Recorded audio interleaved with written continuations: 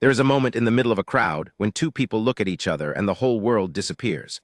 Most people never get to see it happen. But with William and Catherine, the world has watched it happen again and again, at the foot of a mountain, in the halls of a palace, at the edge of a polo field, in the quiet of a hospital announcement that stopped the nation cold. And every single time, those who were watching said the same thing: that is not performance, that is real. People who study human behavior for a living will tell you that the body never lies. You can rehearse a speech, control your expression, manage your tone, but the small things always escape. The way a hand moves without thinking. The way eyes find someone across a room before the mind even registers it has happened. The slight lean toward another person when they speak, the protective angle of a shoulder, the unconscious mirroring of a smile. These are the signals that experts spend careers learning to read. And when body language professionals began studying William and Catherine in earnest, what they found surprised even them. Not because the connection was unexpected, the couple had been together for more than 2 decades, but because of how deeply it had grown. By 2025 and into 2026, multiple experts, speaking independently to media outlets across Britain and the United States, arrived at the same conclusion: that William and Catherine had reached what one called the epitome of their relationship, and that what was on display in their public appearances was something genuinely rare. A couple fully at ease in each other's company, openly affectionate in a way that broke with royal tradition, and clearly more in love than at any previous point in their long public life together. To understand how they got there, you have to go back to where it started. William and Catherine met at the University of St. Andrews in Scotland in the early months of 2001. They were both students, both far from home, both trying to figure out who they were in a world that already had enormous expectations of at least one of them. Their friendship developed slowly. They lived in the same student residence, shared meals, attended the same lectures. By 2003, the friendship had quietly become something more. A relationship had begun, one that would, for years, be conducted mostly in private, away from cameras, away from the full weight of royal scrutiny. The early years were not without their difficulties. In 2007, the couple separated briefly. It was a genuine break, lasting several months, during which both of them lived separate lives. William, in a later interview, spoke about that period honestly, acknowledging the strain, the confusion, the process of working out what they each wanted. What came from that difficult stretch was clarity.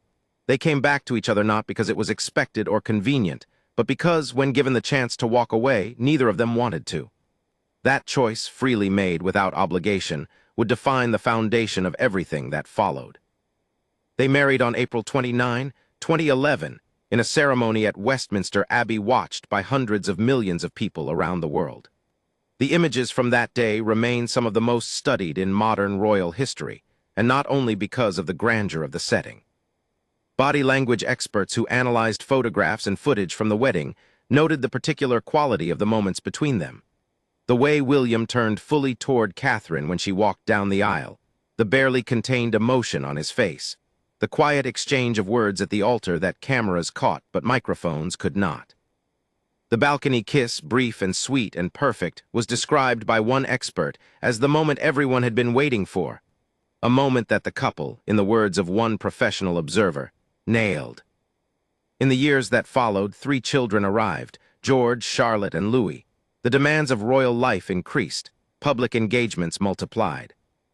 And through all of it, those who tracked the couple's public appearances noted something consistent: that while they maintained the formal composure expected of senior royals, there were always small signals breaking through. A glance, a hand placed at the small of a back, a shared moment of suppressed laughter during a formal ceremony. These were the cracks in the armor that observers found most compelling, evidence of a private warmth that formality could not entirely contain. Then came 2024, and everything changed. In January of that year, Catherine underwent major abdominal surgery. The palace announced it as a planned procedure, and the initial expectation was a recovery of several weeks before a return to duties. But what followed shook both the couple and the country. In March 2024, Catherine herself appeared in a video to announce that she had been diagnosed with cancer.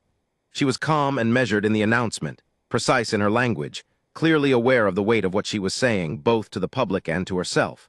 She asked for privacy during her treatment. She did not ask for sympathy, though that came anyway in enormous quantities from across Britain and the world. The months that followed were, by William's own later description, among the hardest of his life. He continued carrying out public duties while supporting his wife through chemotherapy, while managing the emotional reality of a cancer diagnosis in his household, while also supporting his father, King Charles, who had announced his own cancer diagnosis just weeks earlier. Multiple sources close to the couple described William as having really stepped up during this period, taking on extra duties, managing the children's routines, maintaining public composure even when those close to him knew the toll it was taking privately. A royal biographer who had known and written about the family for years said of this period that a serious illness can make or break a couple, and that what she observed suggested it was doing the former. In September 2024, Catherine appeared in an intimate video to announce that she had completed chemotherapy. The setting was deliberately warm and domestic, the couple sitting together on a beach, Catherine leaning into William's shoulder, his hand clasped around hers. In other shots, they lay on a picnic blanket, close together, his lips brushing her neck in a gesture that was openly affectionate in a way that broke significantly from the formal restraint that had previously defined their public appearances. It was the kind of moment usually kept private.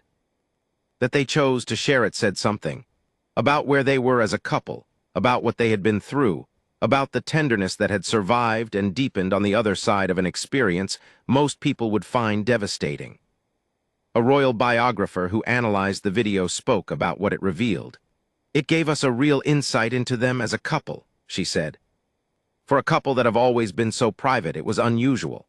She noted the way William ran his hands through Catherine's hair, the ease of their physical closeness, the sense of genuine friendship beneath the romance.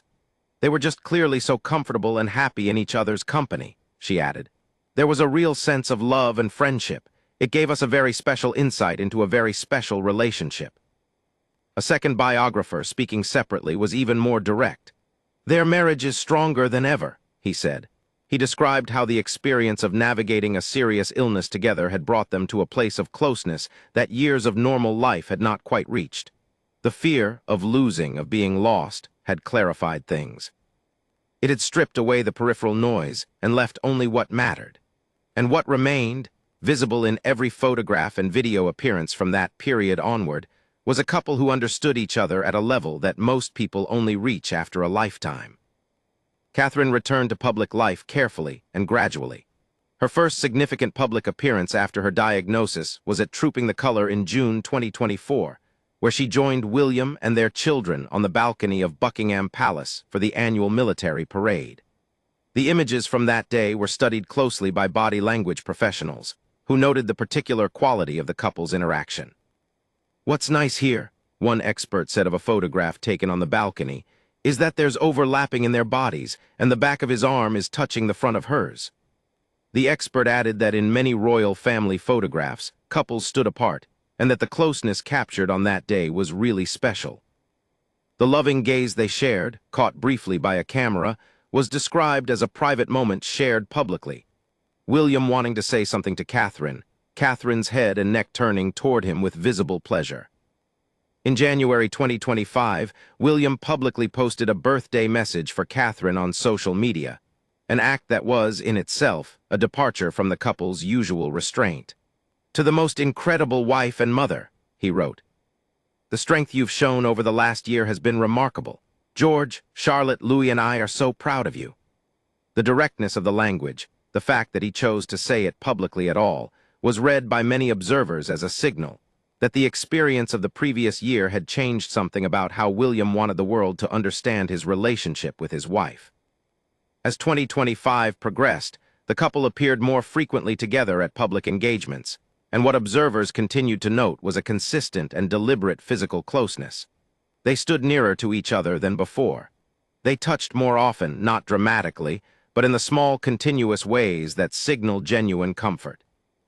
On a visit to the Isles of Mull in Scotland on April 29, 2025, their 14th wedding anniversary, photographs were taken that a body language expert described with particular warmth.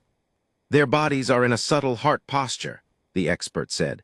"Their lower bodies are in a V-shape, and there's a lot of connection all the way up where their bodies are touching." William, the expert noted, was showing his wife something and acting sweet and a little boyish, while Catherine was happily playing along. On their wedding anniversary, two people who had been through more than most couples could imagine were simply enjoying each other's company and showing it. By mid-2026, a new milestone had arrived. Catherine completed the National Three Peaks Challenge, scaling Scotland's Ben Nevis, England's Scafell Pike, and Wales' Mount Snowdon within 24 hours, covering 23 miles of terrain and more than 3,000 meters of ascent. She did it alone, supported by mountain rescue along the route, and she did it to raise funds for the Royal Marston Cancer Charity, the hospital that had treated her. The decision to undertake something so physically demanding was itself a statement that she had come through, that the body that had carried her through chemotherapy was still strong. That life after cancer was not diminished. It was, if anything, enlarged. When she descended the final mountain, William was waiting at the base with their 3 children, her parents, and her brother. A photograph shared on the couple's social media shortly after showed their embrace, unreserved, warm, openly emotional. A body language expert who reviewed the image said it offered a glimpse into the honest intensity of their feelings for each other and reflected emotions that they had previously kept more private. Just days later, they were spotted holding hands at the DMMI Royal Charity Polo Cup, another small, visible gesture that royal watchers noted as part of a broader pattern that had been building steadily across the previous 2 years. Darren Stanton, a body language expert who had been analyzing the couple across multiple years, put it plainly in 2025. In terms of the couple's body language, they are definitely one of the strongest couples, if not the strongest, out of all of the royal family. He noted that while they had never been known for dramatic public displays of affection, there had always been a chemistry between them that observers could detect, a warmth that existed beneath the formal surface. They now appear to be at the epitome of their relationship, he said. Well and truly in love. Another expert, analyzing their appearances across the same period, observed that William and Catherine had definitely broken away from strict protocols in how they conducted themselves in public, that they appeared more comfortable within their relationship while out in public than they ever had before. She noted that they had loosened up with the public generally, taking selfies, giving hugs at events, showing a spontaneity that the early years of their royal public life had not included. What all of these observations pointed to was not just a couple who had survived something difficult. Surviving is a passive thing. It implies endurance, getting through, making it to the other side more or less intact. What was visible in William and Catherine was something more active than survival. It was the quality of people who had taken something hard and used it to understand each other more completely. The illness, the fear, the months of uncertainty, the gradual and careful return, all of it had functioned not as damage to their relationship, but as a kind of clarification. They knew what they had. They were no longer taking it quietly for granted. The gestures that royal watchers kept noticing, the lean, the hand, the glance, the embrace at the foot of a mountain, were not the gestures of a couple performing closeness for an audience. Every professional who studied them said so. What was on display was private warmth that had simply become too large to contain within formal boundaries.